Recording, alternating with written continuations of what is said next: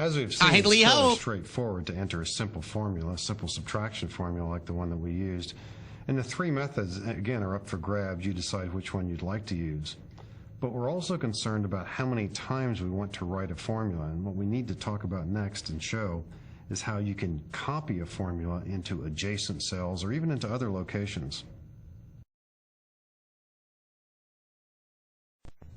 In B4, we wrote the formula. Again, B2 minus B3. We hit enter. Now, that code is not something that we want to see in cell C4 or D4 or E4. We would, however, like to have the same kind of subtraction take place in each of these cells here to the right. Fortunately, in Excel, when you copy a cell that has a formula, you get the same kind of formula, but it's repeated in a relative way. And you could think of this, as some people have suggested, by geography or by location. This formula could be expressed as, take the cell that's 2 above the current cell, and from it, subtract the information in the cell 1 above it. So this particular formula deals with subtraction from the 2 cells above it. Looking ahead to C4, do we want the same kind of relationship there? Yes. D4, yes, and so on. So we want the same kind of a formula.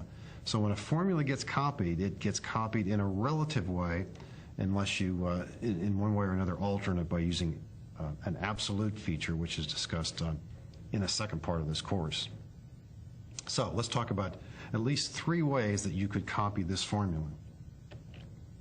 First method, perhaps widely known to those who have used Excel before or those who have used Word and are familiar with copy and paste. The button in your toolbar that says copy or the command edit copy could be used here. And notice what happens. You see marquee lights on the cell, on the active cell.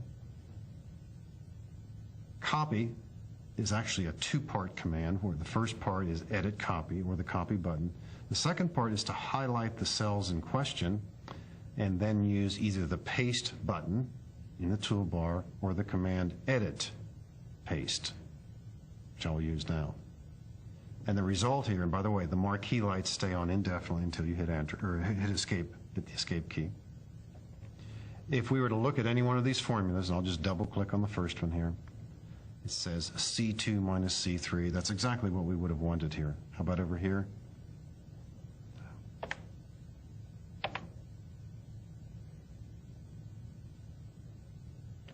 In cell D4, we'll see the same kind of thing. And in cell E4, and so on. Now, the copy-paste technique is certainly not slow, but let's delete these cells and show you another technique. This is the one that I think most people are likely to use. There are actually two versions here. Earlier, we talked about how when you point the mouse in the lower right-hand corner of the active cell, if you click and drag in a direction, if the text happens to be JAN, one of the months or one of the days of the week, or using the word quarter and so on, we create a series.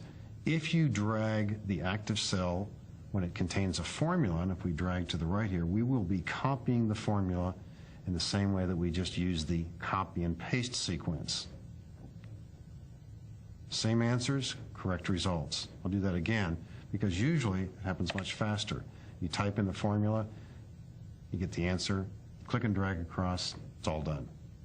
Many, many times when you write a formula in Excel, you want the formula repeated in adjacent cells to the right, or in many other cases, you have written a formula with a lot of data off to the left, for example, and you want that formula copied into cells below it.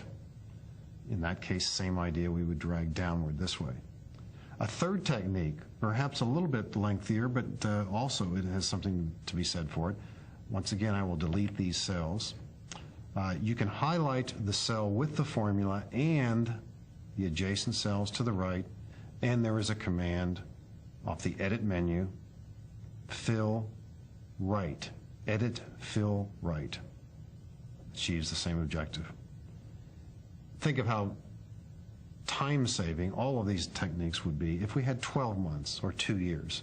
Again, a formula often is going to be repeated, and we just showed you 3 techniques for doing that. Initially, play the skeptic. You want to be sure that these are actually working.